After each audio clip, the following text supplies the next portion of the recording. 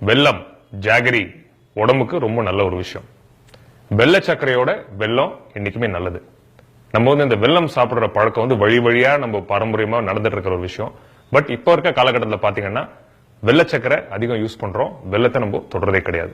ஆனால் வெள்ள சர்க்கரையோட வெல்லம் நம்ம பயன்படுத்த கத்துக்கணும். ஏன்னா வெள்ளத்துல பல நன்மைகள் இருக்கு. வெல்லம் கரும்புல இருந்து வருது, நம்ம எல்லாருக்கும் தெரியும்.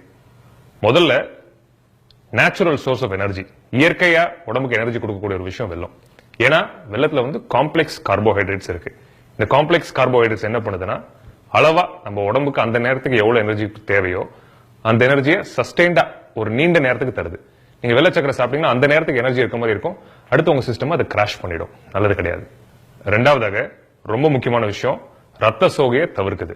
வெள்ளத்துல இரும்பு சத்து மற்றும் ஃபோலேட் இருக்கு. இது என்ன பண்ணுதுன்னா, நம்மளோட சிகப்பு ரத்த அணுக்கள் இருக்கு இல்லையா, ஆர்பிசிஸ், அதையும் ஹீமோகுளோபின் லெவலையும் சீரா நம்ம உடம்புல வச்சு